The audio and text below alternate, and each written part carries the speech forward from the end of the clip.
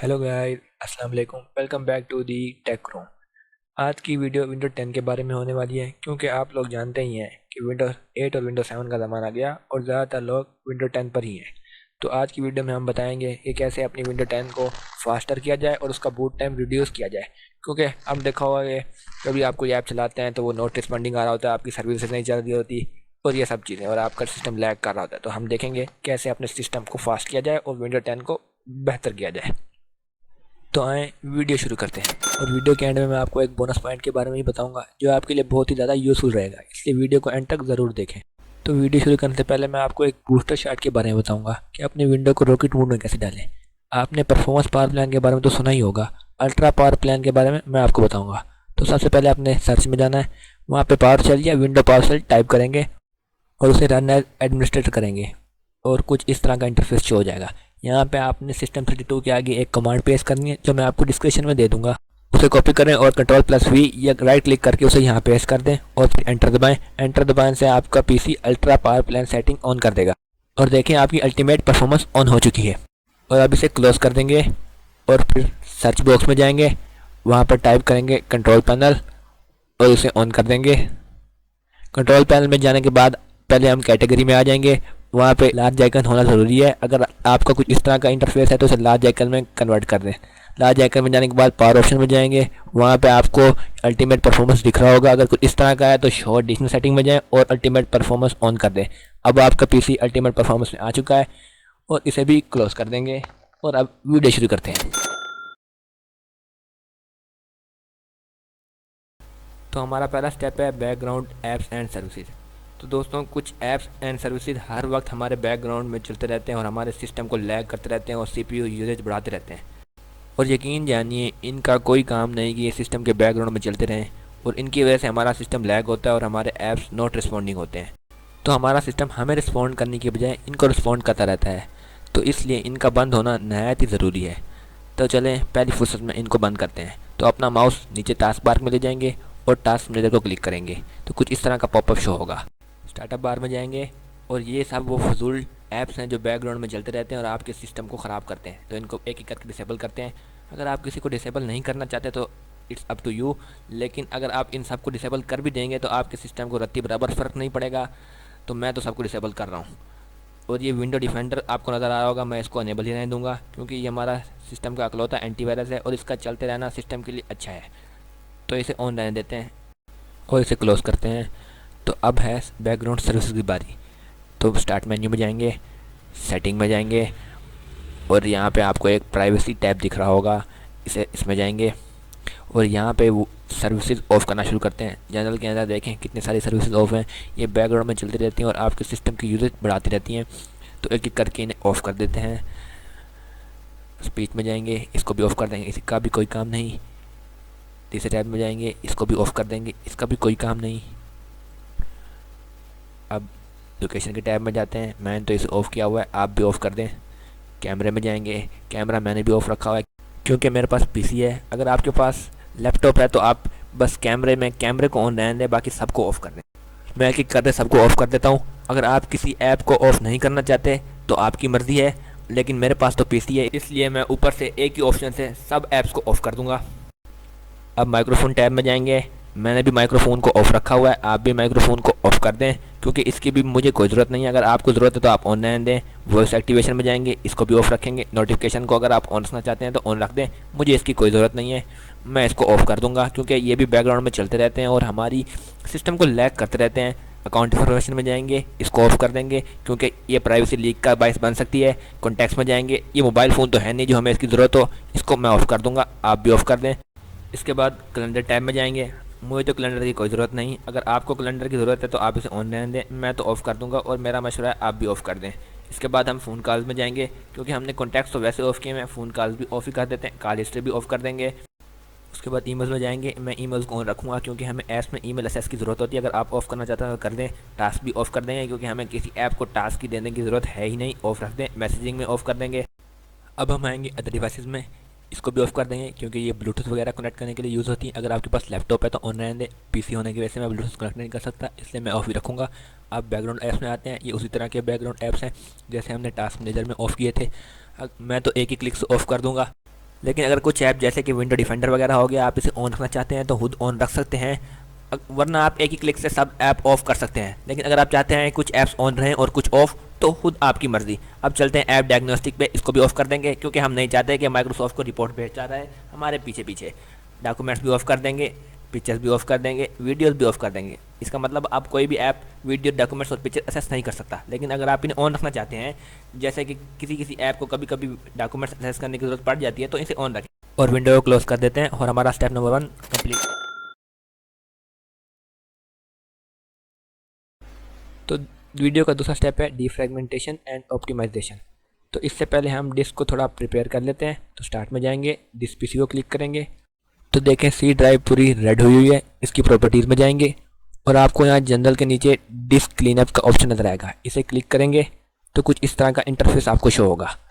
तो इसमें आप ज़रा गौर करें तो आपको डाउनलोड और रिसाइकल बिन के ऑप्शन भी नज़र आएंगे। अगर आप में इनकी कोई ज़रूरी फाइल है तो इनका पहले बैकअप बना लें, अगर कुछ भी ज़रूरी नहीं है तो इनको भी सिलेक्ट कर लें। अगर आप इनका बैकअप नहीं बनाना चाहते तो आप डाउनलोड के फ़ोल्डर और रिसाइकल बिन के फ़ोल्डर को अनचेक कर दें। अगर आप किसी और फोल्डर को भी अनचेक करना चाहते हैं तो कर सकते हैं, इट्स अप टू यू।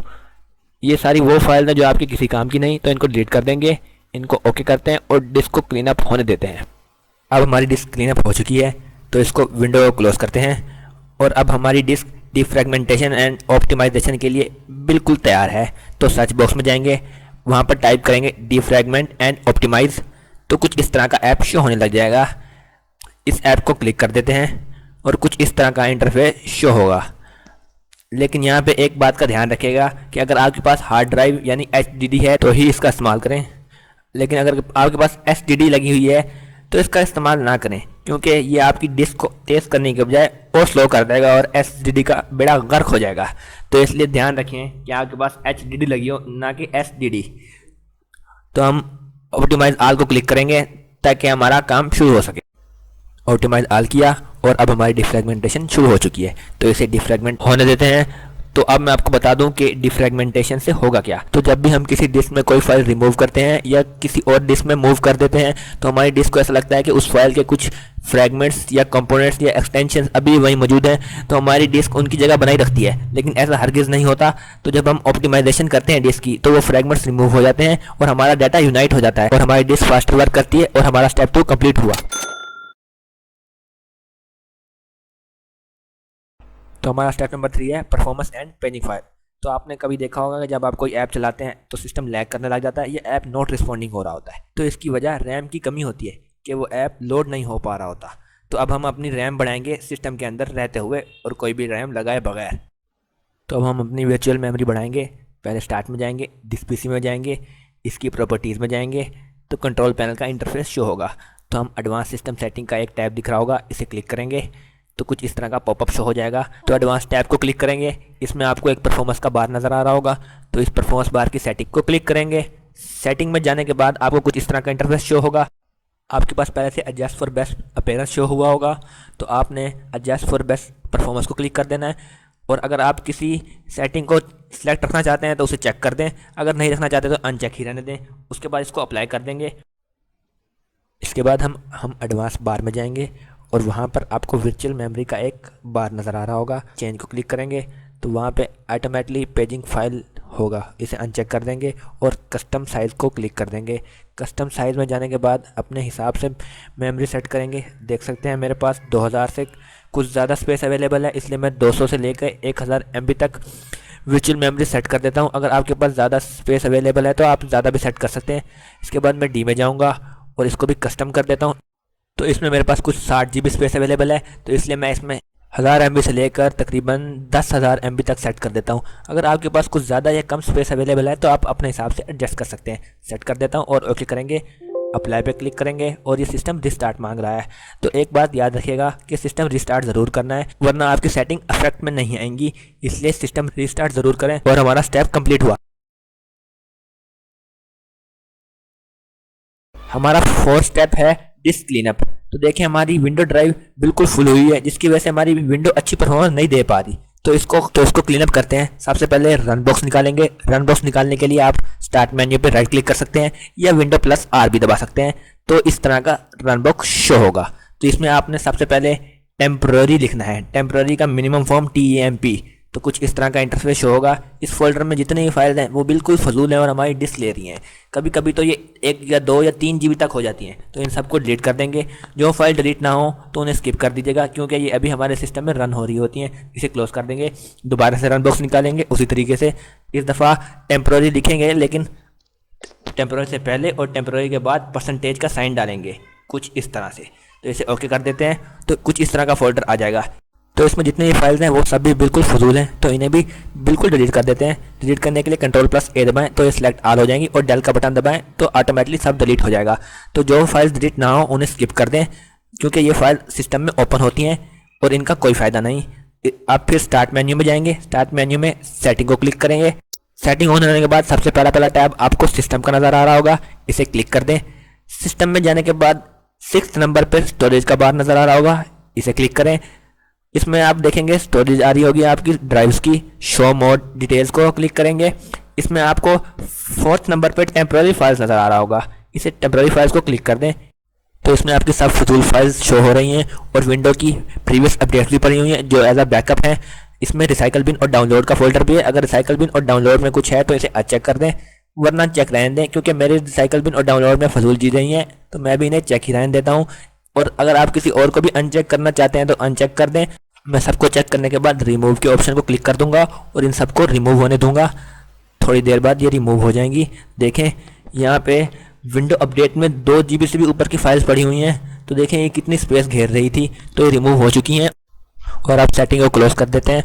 और अब इस स्टेप की आखिरी चीज़ रह गई है, उसी तरह रन निकालेंगे Ctrl+R दबा के, और यहाँ पे प्रीफेच टाइप करेंगे कुछ इस तरह से।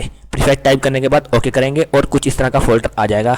इसमें भी सिलेक्ट ऑल कर देंगे Ctrl+A दबाने से, और डेल के बटन को क्लिक करेंगे। ये सब भी फजूल चीज़ें हैं, इन्हें डिलीट करना ज़रूरी है। इन्हें डिलीट करने के बाद हमारा सिस्टम हल्का फुल्का हो जाएगा। तो इन्हें डिलीट होने देते हैं, और जो डिलीट ना हो रहा उसे स्किप कर दें, क्योंकि हमारे बैकग्राउंड में चल रही हैं, तो इन्हें स्किप ही कर दें। तो हमारा चौथा स्टेप भी कंप्लीट हुआ। हमारा 5वां स्टेप है विंडो अपडेट एंड सिक्योरिटी। इससे मुराद है हमारी विंडो की अपडेट्स और एंटीवायरस की अपडेट्स, विंडो डिफेंडर की। तो हम सबसे पहले सेटिंग में जाएंगे। सेटिंग में आपको अपडेट एंड सिक्योरिटी का टैब नज़र आ रहा होगा, इसे क्लिक कर देंगे। तो पहला ही विंडो अपडेट का टैब होगा, यहाँ से हम अपनी विंडो अपडेट करेंगे। तो विंडो अपडेट इसलिए भी ज़रूरी है ताकि आपका सिस्टम अच्छी सी परफॉर्मेंस दे सके। अगर ये विंडो अपडेट नहीं होगी तो आपका सिस्टम लैग होगा, और अगर आपका पीसी कुछ पुराना है तो आपकी विंडो अपडेट होना बहुत ही ज़रूरी है। अगर आपकी विंडो अपडेट नहीं होगी तो आपका पीसी बहुत ही लैग करेगा। तो विंडो अपडेट के लिए चेक फॉर अपडेट्स को क्लिक करेंगे, अपडेट चेकिंग होने देते हैं। तो थोड़ी देर बाद आपका सिस्टम ऑटोमेटिकली अपडेट होने लग जाएगा, तो थोड़ा इंतज़ार करते हैं।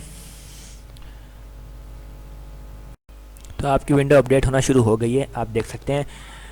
तो देखें मैंने आज ही विंडो अपडेट की थी, लेकिन फिर भी शाम तक एक और अपडेट आ चुकी है, और ये अपडेट भी एंटीवायरस के बारे में है, क्योंकि हर रोज़ नए नए वायरस आते रहते हैं और उनकी अपडेट होना भी लाजमी है। तो इसलिए विंडो हर वक्त अप टू डेट होनी चाहिए ताकि आप नए नए वायरस से बचे रहें। तो मेरी विंडो अपडेट हो चुकी है, आपने भी ऐसी विंडो अपडेट कर लेनी है और विंडो सिक्योरिटी में जाना है। इसमें आपको पहला option he virus and threat protection का दिख रहा होगा, इसे क्लिक कर दें। इसे क्लिक करने से माइक्रोसॉफ्ट विंडो डिफेंडर ऑन हो जाएगा।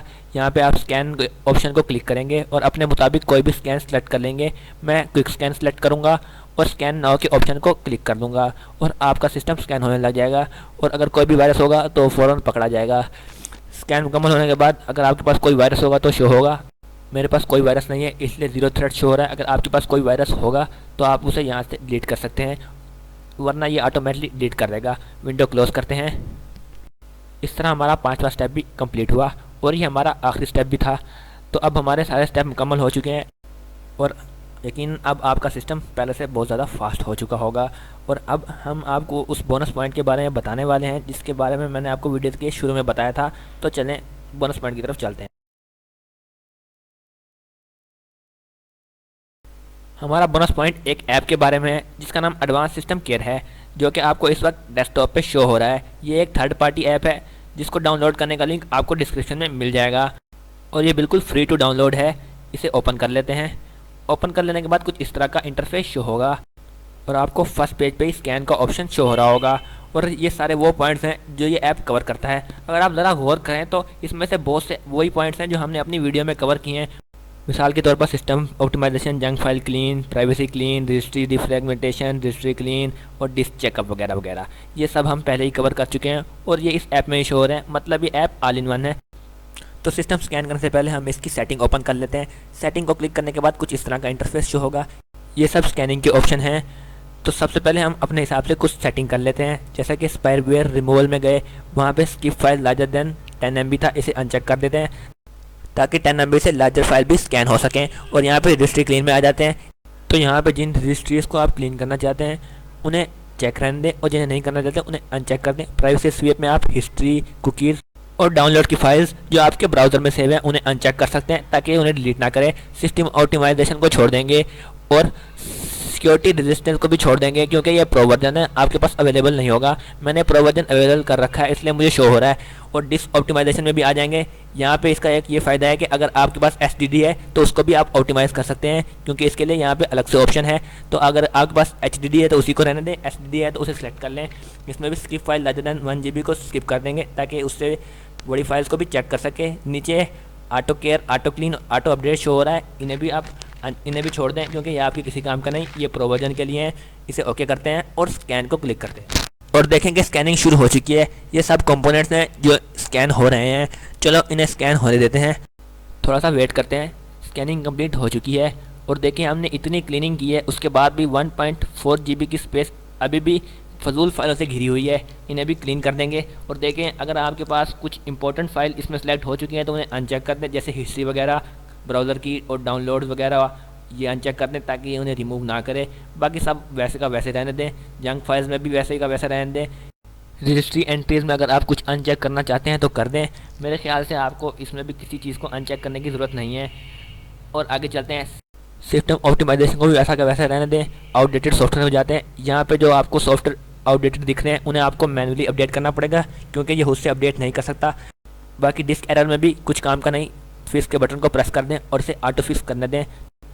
इसको थोड़ा वेट कर लेते हैं और फिक्स होने देते हैं। ये फिक्स हो चुका है, लेकिन आउटडेटेड सॉफ्टवेयर को आपको खुद जाके अपडेट करना पड़ेगा क्योंकि ये खुद से अपडेट नहीं हो सकते। आउटडेटेड सॉफ्टवेयर जैसे कि क्रोम वगैरह हो गए, इन्हें खुद जाके अपडेट करना पड़ेगा। फिनिश करते हैं और हमारा बोनस पॉइंट खत्म हो चुका है। आई होप आज की ये वीडियो आपको ज़रूर पसंद आई होगी और आपका सिस्टम ज़रूर फास्ट हो गया होगा। और अगर आपको ये वीडियो पसंद आई है तो इसको लाइक करें, सब्सक्राइब करें चैनल को और शेयर करें। और अगर आपको एडवांस सिस्टम केयर का प्रो वर्जन चाहिए तो कमेंट करें। पहले 10 कमेंट करने वालों को लाइसेंस की फ्री में दे दी जाएगी। अल्लाह हाफिज़।